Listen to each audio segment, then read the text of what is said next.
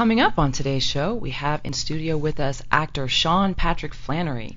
He's going to give us his thoughts on fame, the difference between working on a television set and a film set, and how he prepared for the role of Connor McManus in his latest movie, The Boondock Saints 2, All Saints Day. To see more on Sean, you can visit Sean Flanery, and that's Flanery with one N.com. Today's show is sponsored by Wendy Shepard of Studio Matrix. Do you need to know the steps involved in getting a website up or need the help of website design? Do you have questions about an existing website or how to get traffic to it? Studio Matrix can answer these questions and more.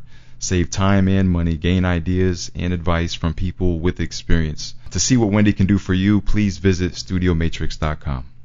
We are thrilled to have with us today actor Sean Patrick Flanery. His credits include The Adventures of Young Indiana Jones, Powder, The Boondock Saints, and The Boondock Saints 2, All Saints Day. All right, welcome to the studio, welcome, Sean. Thanks very much. Good to be here. Absolutely. Good to have you. If you would like to participate in today's show or future shows, you can reach us through twitter.com/filmcourage or through email, filmcourage@gmail.com. I would like to participate. Okay. Were you not talking to me? Well, no, that's all right. Oh, okay. We're ready to participate with you right now. Here we go. All right. All right. So, John, let's start out at the very beginning. Take us back. So, where did you grow up, and how did you become interested in acting? I was born in Lake Charles, Louisiana. Okay. You know, a tiny little town in Louisiana. Then my folks moved with me, of course. Okay. They didn't leave me behind at 4 years old. We went to a little town outside of Houston in Texas.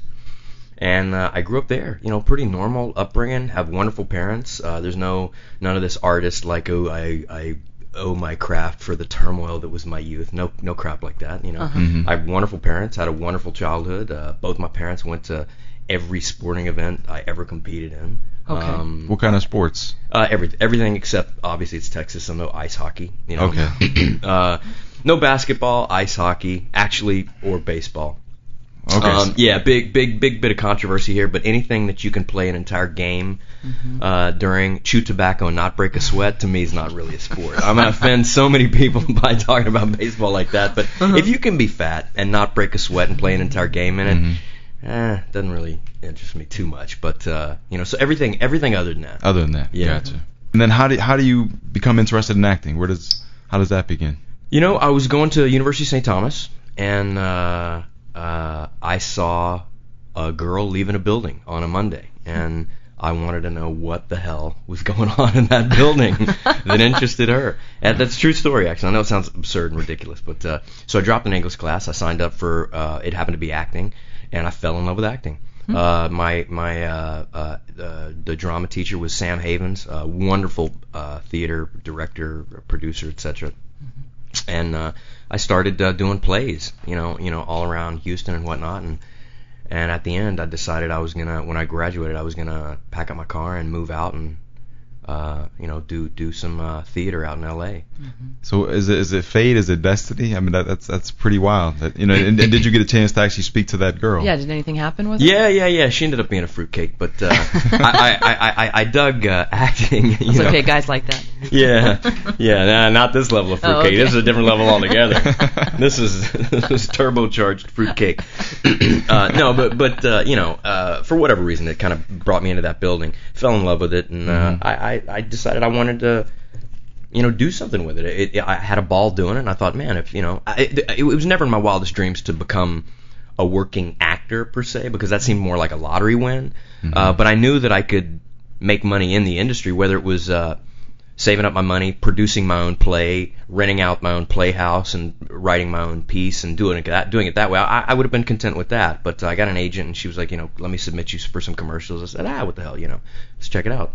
And I got a couple commercials, you know, which was a little mini lottery win for me, really. And then she said, you know, why don't we see if we can submit you on some theatrical stuff? I was like, yeah, okay, sure. Meanwhile, I'm still, you know, writing and working towards theater production. And then I got some acting roles, you know, outside of commercials, some real ones. And then the next thing you know, I was auditioning for Young Indiana Jones. So it just kind of happened, you know.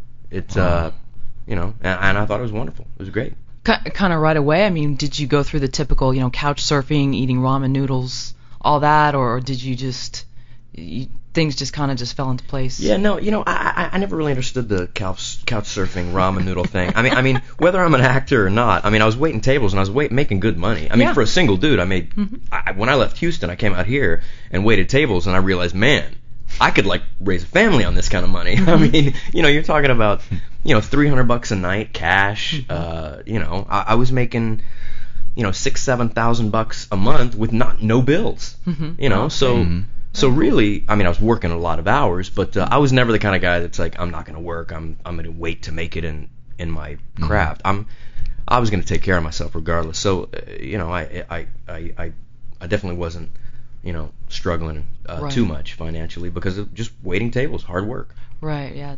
So you moved from the Texas to Los Angeles, and you're going to take your shot at acting. Can you go into a little bit more detail about these early days in terms of your mindset in Los Angeles?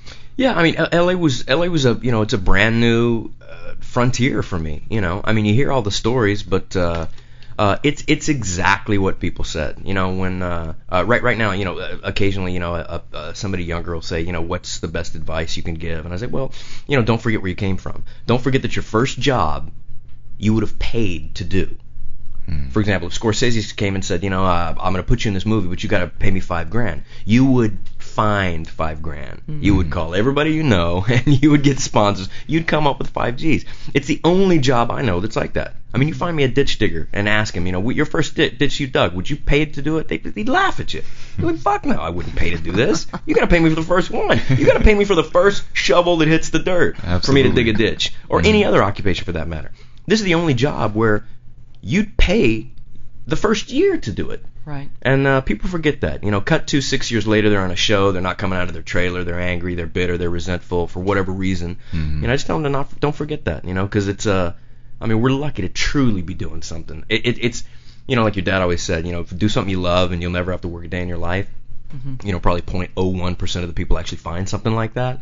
So, we're really lucky to be doing, people pay us to do this, and it's really just kind of, we're faking it, So, it's just that. That's the best advice I can give. And you've had to deal with various levels of fame. Is being famous something that you've craved? I mean, did it have anything to do with you pursuing acting? What are your thoughts on fame? I really can't answer that with any degree of knowledge because I've never really experienced it. I mean, I did Young Indiana Jones Chronicles, but maybe you and 3 other people saw it. So I mean, it's something I'm incredibly proud of, but right. It's not anything that I'd walk down the street and people go, "Oh my God, you're Young Indy." Powder, nobody really knows that I did that until 6 months after I've met him, and then somebody says, "Did you ever see that movie he did?" And they're like, "What? What are you talking?" So it's not like I get recognized. It's occasionally somebody will be like, "Wow, you look like the guy that did such and such." Did you get that a lot? And I'll be like, "Yeah, I do get that a lot." Yeah, cool. All right, take care. They never ask if it's really me. So I have no idea. Having said that, I wouldn't trade my anonymity for anything. Okay. I think anonymity allows you to be a real human being. If I go into a restaurant and somebody gives me crap service, I can go, "Excuse me, I asked you 5 times." And I was a waiter and I was very good at it. So it's the 5th time I've asked you if I could just have water, just some water. Right. I can do that without being that actor that came in and complained. If Tom Cruise does, somebody go, "Oh, Tom Cruise on table 5 was yelling at people because he didn't have some water." Right. Actually, there's a website I think that outs people that are in restaurants. Yeah. I think it allows you to just be a normal person. And how long was it before you got your big break? Before things started where you could just lean on acting, where you could get out of waiting tables and just kind of only do acting? Pretty much everything. I mean, if you're just speaking financially, where you don't have to do anything to subsidize it, it would be. It's very subjective because for me, everyone was a big break. I mean, could I have lived the year off the first commercial I did? Yeah, I could. But I'm not one of those guys that quit waiting tables until I had something that occupied so much time I couldn't wait tables. Whereas I had friends that were waiting tables that they'd get 1 episode of something, they'd quit. And then 6 months later, they came back to wait and tip. I never wanted to be that guy that came back to the restaurant, So, I mean, when I left to go do Young Indy, I had 3 national commercials running. I did 2 little things for Walt Disney Channel. I certainly could have lived for a couple of years on that alone, but I was never going to be that dude that cashed out too early and thought he had made it, you know. So I quit, I think 4 days before I got on a plane to go to London to start doing Young Indie. Now, you've done countless interviews in your career. Does it get tiring? It gets tiring when people ask the same question over and over again, but you know, I mean, this is pretty organic, so we're just chatting. So I dig this, you know. I mean, you know, the typical question over and over again. You try to make it sound like it's the first time you've answered it, but sometimes it comes off like, wow, this guy said this 96 times, you know. Right. No, I get tired of hearing myself. And why are you doing interviews such as, you know, or why are doing interviews such as this one important? What are the benefits to you? What do you get out of these? Well, I mean, you know, I have a movie coming out right now. Certainly, myself and everybody in production involved would like people to go and see the film.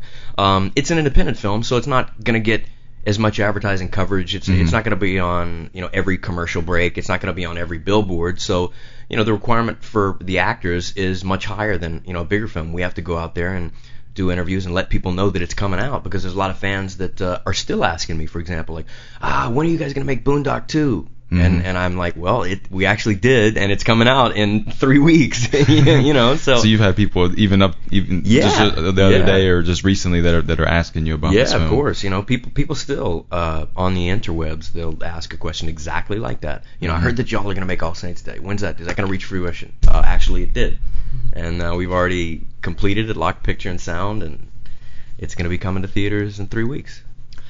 So let's go back to the actor thing. You know, thousands of people come here every day, and with the dream of, you know, breaking into TV, film, whatever. What do you think has enabled you to succeed? I mean, what separates you from those that haven't made it? I think realistically, it's like anything in life. I think you have to properly assess your ability.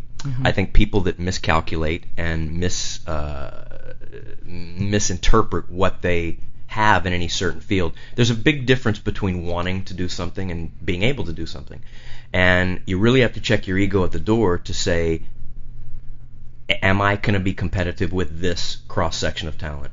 And, you know, a lot of times you watch some of the reality shows today, and it's just ever-present. You know, you watch American Idol, and some of these people truly believe that they can sing. I mean, you can look in their eyes, and they truly believe. They're dumbfounded why they didn't make it past the first round. And the whole audience is like, oh my God, you can't carry a tune. Not one tune. I think you have to properly assess, you have to be honest with yourself and say, I can be competitive with this cross-section. And if you're fairly accurate to that mark, I think you have a good shot, you know. And that goes with any field, you know.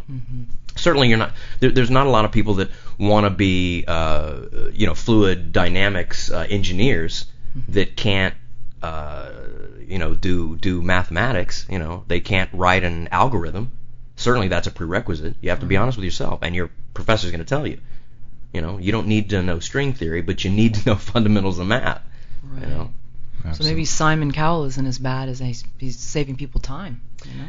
You know what I mean? It really is. In this industry, it's a harsh reality. You know, you need to let somebody know. And it may be unfortunate, but realistically, what would you rather? Would you rather somebody go, oh, you know, keep at it, keep trying? Somebody that's like sounds like a dog dying? Really? Or do you want somebody that may hurt their feelings for a day, but at least they're going to pursue something that they can actually achieve something in? Cut their losses. Yeah, exactly.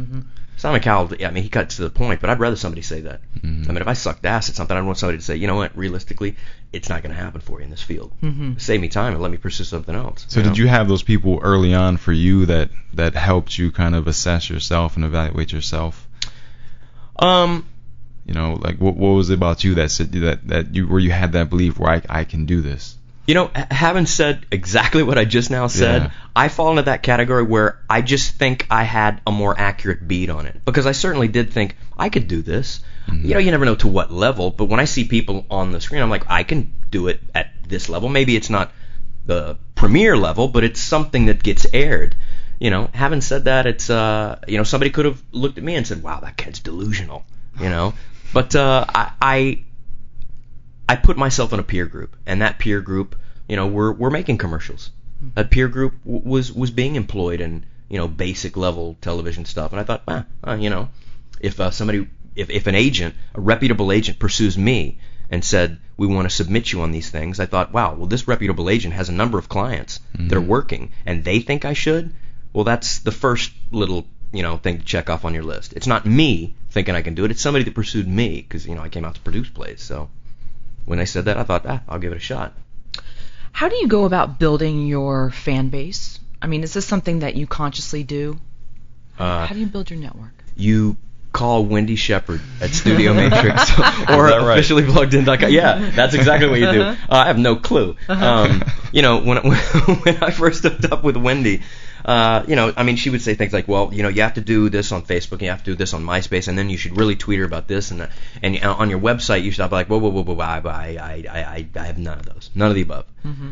You know, and she was kind of dumbfounded, and you know, she said, well, how do you interact with fans? Or I said, you know, smoke signals? I don't know. I give up. You tell me.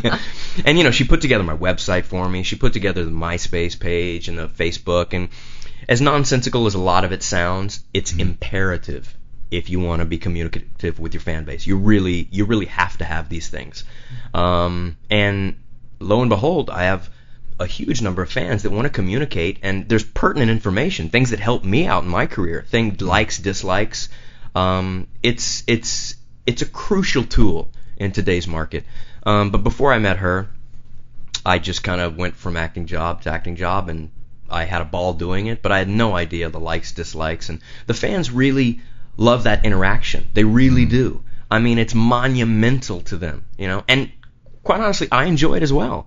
You know, but it's all Wendy Shepard. She put it all together. I mean, she's a specialist in, you know, driving traffic to the website and how to promote this. And so, you know, if anybody has any questions, Wendy Shepard at officiallypluggedin.com or Studio Matrix. You know, that's I can't recommend anybody more highly. That's awesome. Now, in terms of the young actor listening right now, you know, how imperative do you think it is for them in terms of what should they be focused on? Should they be focused on the craft of acting, the training, you know, or do you think they should begin to incorporate, you know, building a little bit of a fan base at the same time? You know, has the game changed?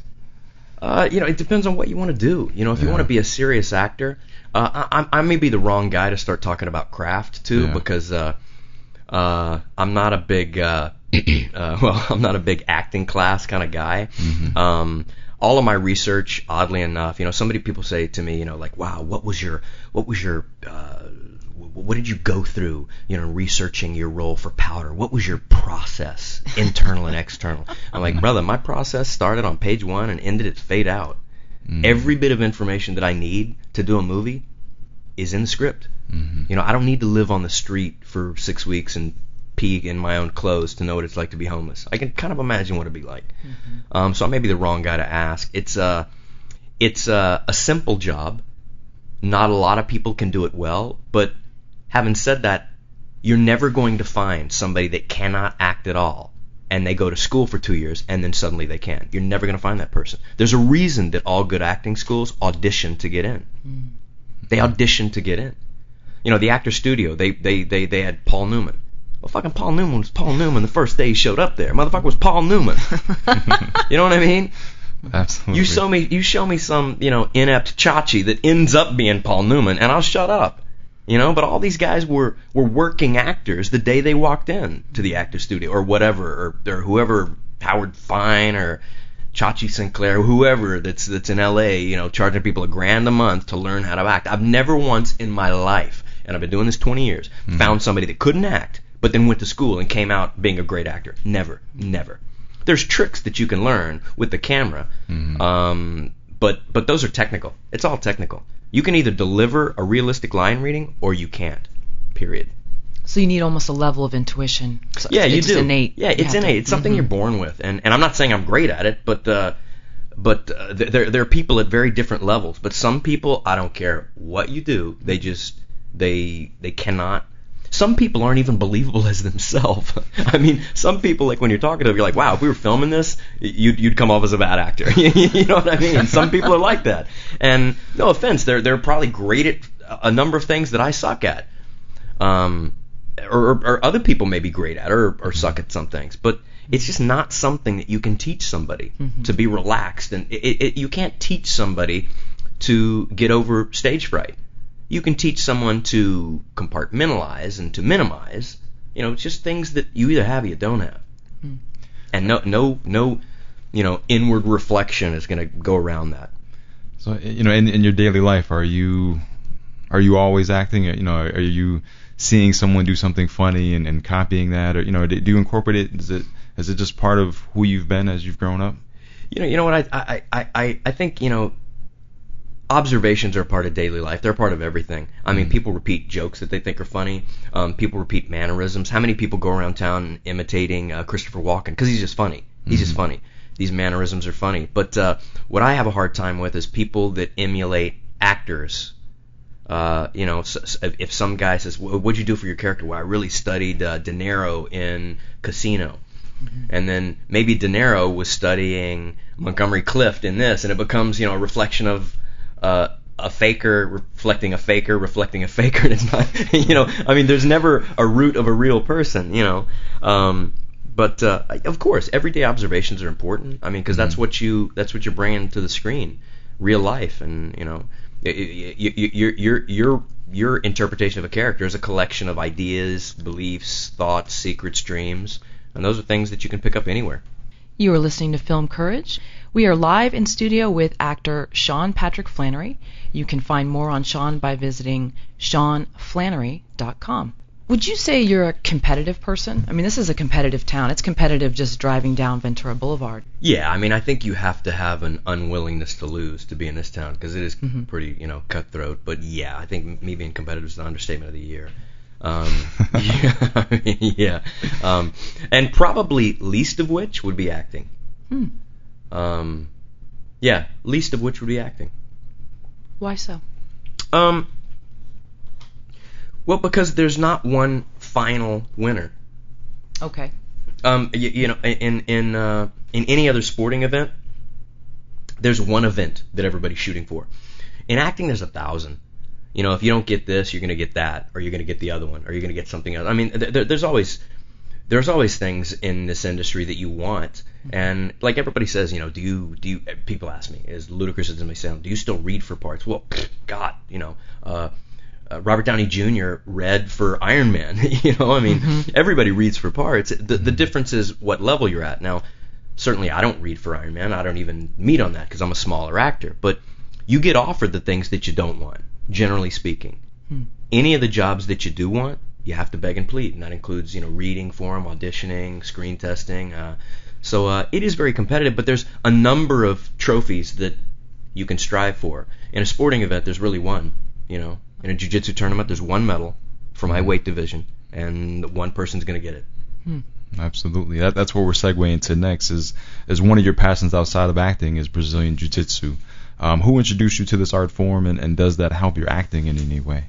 It's funny. I think all competitive sports kind of parallel acting in a way, and there's something you can draw and relate to from any competitive sporting environment, especially in the acting, because it's a very, very competitive world. You have to have incredibly thick skin. You got to be able to laugh at yourself. You got to be self-deprecating. You got to be able to smile and go to sleep at night in the face of criticism and refusal, and it's really a truly remarkable industry as far as seeing who can come out unscathed. It's really a test of a man to see who can go through this type of industry and not implode at the end of the day. Jiu-jitsu, I think everybody got turned on in 93 with Royce Gracie and UFC 1. It really answered the question of every single martial art that claimed to be street lethal and deadly.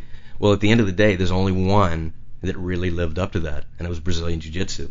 And this skinny little wiry guy completely dominated everybody of every martial art. I mean, in a quick, decisive, concise manner. It was so overwhelming that pretty much every martial artist after that trained Brazilian Jiu-Jitsu, because all of these street lethal styles of combat hapkido and all of these other things that defense against the handshake and weird things like that, everybody gravitated to the one that really actually did hold that magic. In the 70s with Kung Fu, everybody thought, oh my God, if you're a black belt, you can fight 5 guys, and they can have bazookas, and you can kill them. It's just nonsense, But the one that really did have that magic, where if somebody knows it and you don't, you're definitely going to lose 99% of the time, it ended up being Brazilian Jiu-Jitsu. And that came out when they pitted styles against styles, and before anybody started cross-training, the one that answered that was BJJ, so... Wow. I think that's why everybody ended up. And that holds true to this day. That's still the premier. Without question, it is. If somebody gets in the cage that knows Brazilian Jiu-Jitsu and the other person doesn't, they're going to lose. Having said that, there's not an MMA fighter today that doesn't know Brazilian Jiu-Jitsu. They all do. Even the guy that Matt Hughes is a wrestler. I mean, that guy's studied Brazilian Jiu-Jitsu for 10 years now. So yeah, you can call him a wrestler and say, well, he beat a BJJ guy, but really Matt's been studying Jiu-Jitsu for 10 years now. So they're all cross-trained athletes now. So you really can't make that distinction anymore, because everybody across the board, it's the only one that pretty much everybody does have a bit of it in their system, BJJ. Let's go back to acting for a second. Some actors say that they love acting because they get to be someone other than themselves. I mean, what do you love about acting? I love the performance aspect. I love going to those, emotional places. I love faking it. Mm-hmm. I enjoy that, the performance aspect of it. I love committing to a world that's not yours. And when people say they become this or they start channeling that, it's like, at the end of the day, if your kid called crying, you'd break character immediately. So it's all bullshit. It's all complete bullshit. There's no channeling this, or I was so lost in my character I forgot. Bullshit. Your child calls you crying, you'll snap the fuck out of it immediately. So it's all faking. Some people are better fakers than others, and some people really commit to believing that they're in that world. But it's a level of belief that can easily be shattered by a loved one calling in a time of crisis. So anybody that tells you I was channeling, I was lost, this is bullshit. It's just complete bullshit. So I love that aspect of it. I love reading a script and going, wow, I'd love to explore this guy. But it's nothing more than exploration. You're not becoming anybody. You're the same guy. At the end of the day, you're going to a restaurant as Sean. You're not going to the restaurant as Jeremy Reed and Powder. You don't need to call me by my character name. That's all the bullshit. If to deliver a performance of caliber, you have to become that person 24/7. Quite frankly, you suck. You suck. You suck at it. If it takes you training 24 hours a day and being an asshole to all of your friends in order to win a gold medal, you suck as a human being. To me. I mean, you have to be able to multitask. You have to be able to enjoy life. You have to be able to be kind to others. You have to be a responsible parent and then get a gold medal at something. Then you're like, wow, wow, what a great guy. But to deliver a performance, if you're an ass to everybody on set and you stink because you don't want to bathe because this guy doesn't bathe in real life, you know what? That's all easily replicatable by makeup. You know what I mean? It's at the end of the day, it's a quality of life thing. You got to enjoy what you're doing, and you have to make it easy and a pleasant experience for everybody around you. And there's some of those people that like, I became my character, and it wasn't me yelling at you. It was the character. It's like, oh, shut up. You just need to be kneed in the dome, for like saying crap like that. And what do you love about making movies, Sean? Realistically, I love everything about it. I mean, it's a freebie. Quite like I said in the beginning of the program, they pay you to do something that really you do anyway. Probably shouldn't air that because I want to continue to get paid. But we love honesty. Realistically, that's it. They pay you to do it. They feed you whatever. They take care of you like you're a king. You're treated as royalty. You get to dance with exotic penguins. It's absolutely ludicrous. And at the end of the day, you have a movie that you'd probably pay $12 to see anyway, but you're in it. It's just a neat. It's neat on too many levels to even start talking about. You give your mom can go see you on screen. It's every aspect of it is. It's a blessing. It's something that everybody chooses to do, And we touched on this earlier, but I wanted to go back to it for a second. How do you prepare for your roles? I mean, we talked about kind of with acting, either have it or you don't, but do you involve other people in your preparation for roles? And maybe we should speak specifically on how you prepared for your role in Boondock Saints 2, Connor McManus. The most important aspect. I mean, there's always different viewpoints. I mean, anybody can look at a line and think it should be delivered a certain way. And maybe somebody, you give it to another pair of eyes, and they're like, oh, you know what he's talking about here? He's talking about this. And you're like, oh, holy shit, I didn't even think about that. You're absolutely right. He's talking about, that's a reference to something that happened 3 pages earlier. And you may have not recognized that. So anytime that I need a second set of eyes, I work with a fellow named Steven Anderson. He's an acting coach here in the Valley. Okay. And I got to say this, one of the only acting coaches that is not that weird kind of guru, like, follow me down the thespian path, lovey, I shall take you to thespian greatness. You know, he's not one of those fruit baskets. You know, he's a real guy, a second set of eyes, but there's no guru weirdness. It's just, you know, he can look at it and say, you know what he's talking about there. If there's ever a problem, I'll say, what the fuck is this line about? I don't think it's funny. I don't think it's dramatic. I don't think he's like, you know what? It's about this, and he can find that little hole. And realistically, sometimes he doesn't, and I do. It's a second set of eyes, but a second set of eyes that I think is on parallel to my eyes. You know, we think the same way. So Steven Anderson, if anybody out there needs a second set of eyes as far as the acting goes or coaching, he's a cat to get in contact with. Having said that, my research from page 1 to fade out. That's it. So you're not using YouTube, you're not on the internet finding out little details. You tend to stick with the script. Yeah, I want to stick with the script. I mean, if there's anything that I need to know that relates to the script, I'll find out. But no, I don't need to go get a PhD in string theory to play a college math professor. No, I don't at all. No, I don't.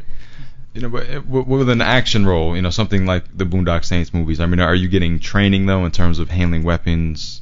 Yeah, I mean, stupid little things like that, of course. You want to, I mean, if your character has to be proficient in the use of a Beretta 9mm, you want to know how to unload that thing, load it, drop a clip. You want to look like it's your 500th day shooting it. So, yeah, there's training as far as that goes, but that's a material part of the script. That's an active part, something that people are going to recognize. It's the first time he did it, or there's an economy of movement in anything. In anything that's technical, you can tell if somebody's done it every day or somebody did it the first time. You take a key, you hand somebody a key to your car. They've never been in your car. You'll see them lean over the steering column, look for that damn hole to insert that 2mm key in it. You in your car? You walk in, you're on the cell phone, you're looking at a hot chick across the street, talking on the cell phone about the pizza, you're not even looking, boom, that 2mm key goes in that 2mm hole. You can't replicate that on screen unless it is your car. Little things like that are huge to the untrained eye. You don't know why, but you process that as being a little inauthentic. You don't know why, but that's it. Whenever you're watching somebody and they get into their car that they supposedly had for 30 years and they lean over to look where the keyhole is, you don't know why, but you're like, for whatever reason, I don't believe it. Well, I'm telling you why you don't believe it, because you just saw a guy look for where his fucking keyhole is. Yeah. And the motherfucker told you he's been putting it in the keyhole for 20 years. It's bullshit. It just rings untrue. So little holes in people's story, you need to start plugging in as an actor. You need to know that if this is your house for 30 years, you're not going to get up to pee and look for the light switch. You're going to be wiping the sleepy out of it, you're not looking for it. Boom! You hit that half a centimeter light switch every single time. It's because you've done it for 20 years. You can't learn that overnight. And what are some of the differences from working on a television set to working on a film set? I mean, would you prepare differently for either role? And is there a difference of working with a TV director as opposed to a film director? Well, the directors aren't different because some of them go back and forth. But when they're on a TV set, they're more regulated to the parameters for creativity are much more restricted.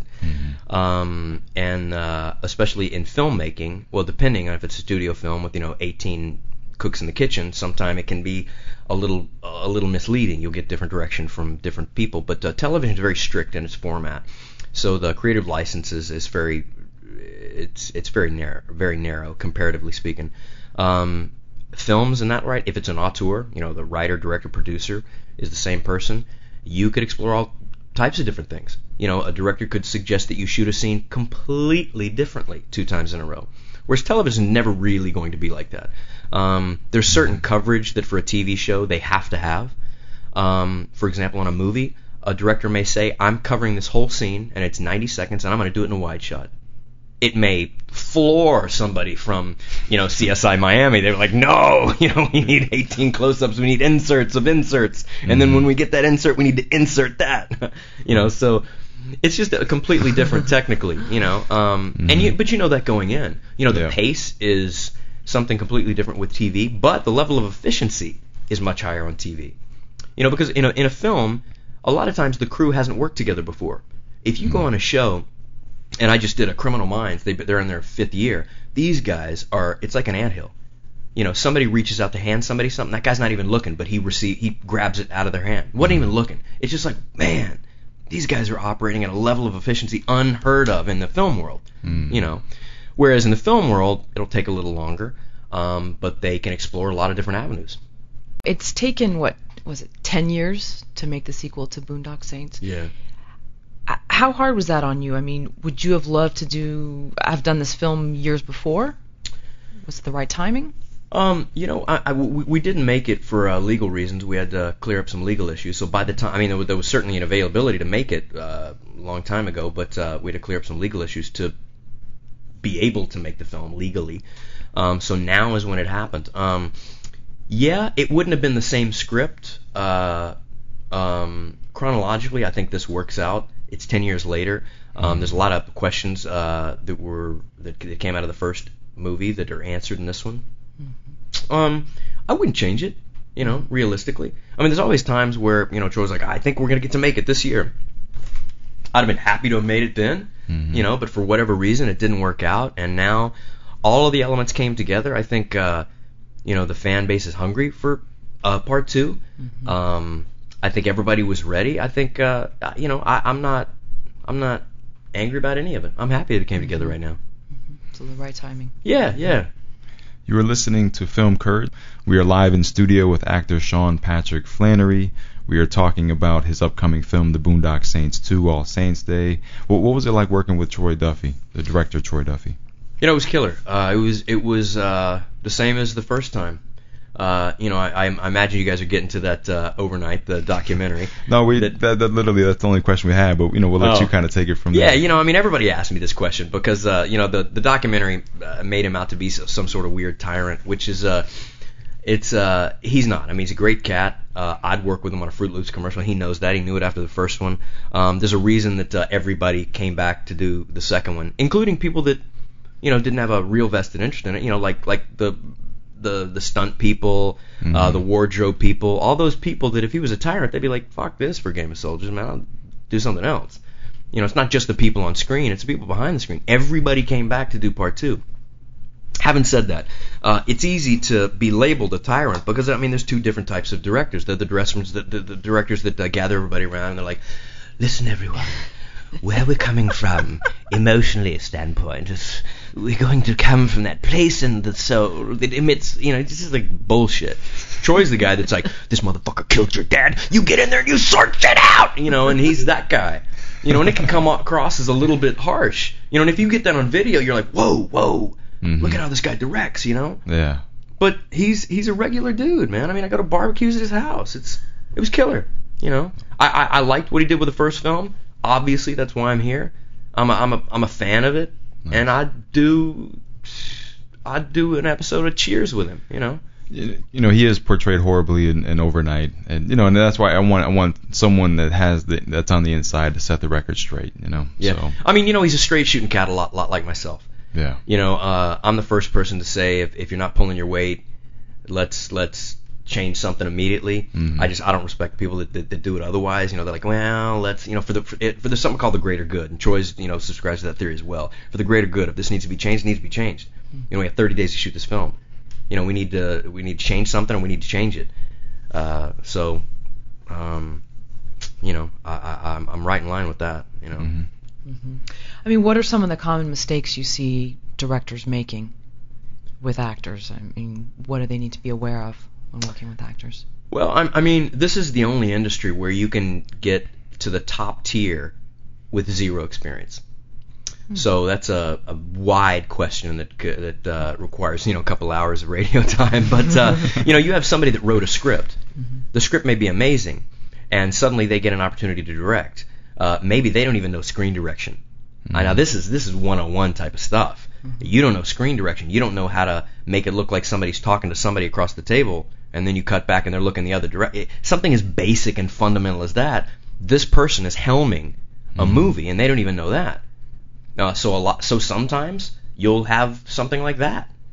Sometimes somebody doesn't have somebody creatively can put pen to paper and tell a story, but they have no communicative skills whatsoever. They have no idea how to convey what they really want to somebody else. So you have those problems, as well as, having said that, you have a guy like Troy. That's the first thing that he's ever directed, or Quentin Tarantino. Troy and Quentin Tarantino, like they love movies and they know it so well. Their first time on set, you're like, shit, this is the first time you've done this? Wow. This is like your 15th movie. It would appear to be. Whereas other directors, there's no college to go to. And people will put you helming a major feature film for reasons other than directorial talent, which is the only industry I know it to be like that. Nobody's going to go do heart surgery because you drew a nice heart. Fuck, open me up. Slice the aorta. Nobody will do that. Very true. And you could even say with some actors, they just have a certain look and they're thrusted in certain roles and they don't have the acting chops. Yeah, and I've seen films like that. You're like, man, this kid is great looking, man. Yeah. If there was one homosexual molecule in my being, I would blow that cat. But then the guy can't string a line together. You know what I mean? You're like, I could list some actresses too that are runway models, but oh God, just shut up. Keep the beat closed. And what are you looking for in your acting career right now? Are you satisfied? Yeah, I haven't had to work in 20 years. I haven't had to get a real job. What I consider work is something that you wouldn't do unless somebody paid you to do. That's work, by definition. I haven't had to work in 20 years. I've retained anonymity. I've been given the ability to pursue other passions like martial arts, jiu-jitsu, stuff like that. So I wouldn't change it for the world. I seem to have come through the industry relatively unscathed. I don't go to therapy. I don't I'm not a Scientologist. I don't have any fruitcake, Twizzlers in my basket. I seem to be, a regular guy after all of this. So, I'm happy. I'm excited to have been employed in this business for this long. Certainly there's films that I pray to God no one will ever see. And then films that nobody sees that you're like, man, why didn't anybody see this? It was really good. I have that career. I think everybody does. I'm content. If someone's going to succeed in this business, what do they need to be aware of, good and bad? I think if somebody's going to succeed, first and foremost, they have to properly assess whether or not they have the talent to succeed. Okay. Same thing, you go into a grocery store. If you're going to buy $100 of groceries, you got to make sure you got a $100 bill. That's just the bottom line. If they're going to succeed in this, they have to know that they're going to be rejected 1,000 times. It's just like music. You can take your favorite song in the globe. Somebody's going to say it sucks ass through a silly straw. That's just the way it is. It's all subjective. There's no objectivity in this industry at all. So you have to know that if you write Hey Jude and you're Paul McCartney, you can show that to somebody, and in theory somebody's going to go, oh my God, this shit's never going to get produced as a record. One of my favorite books, A Confederacy of Dunces, written by John Kennedy Toole, tried to get that published years and years and years, and everybody laughed at him and said it was a pile of garbage, an absolute pile of garbage. One of my favorite books. He committed suicide. His mother finally got it published on the bestseller list for I don't know how many years. It's widely regarded as one of the best literary works ever. And that's a story that keeps me going and should keep everybody going. Just because some executive that's never done anything in this industry, never produced, never written, never directed, never done anything, tells you your project doesn't warrant merit, if you believe it does, then continue. Because the viewpoints in this industry are as wide as the alphabet. They truly are. You have people that greenlight things that you see it, you're like, who the fuck gave $5 million to that guy to make a movie? And somebody did. Somebody read that pile of bile and said, oh yeah, man, yeah. People are going to line up to see this. Truly. And it's mind-boggling. And then you see something and you realize, whoa, that took 10 years to make? I can't even believe it. That's a piece of art. So don't get discouraged by that, because 9 times out of 10, the people that are making decisions, they have less talent than you. That's great. Interesting. Sean, it's been wonderful having you in here in studio with us. This has been a lot of fun. It's gone by really fast.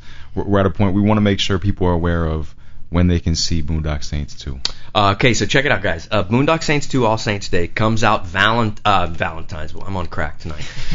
Actually, I am on crack tonight because it's not tonight. It's today. It's 10 a.m. on a Sunday. It comes out Halloween night.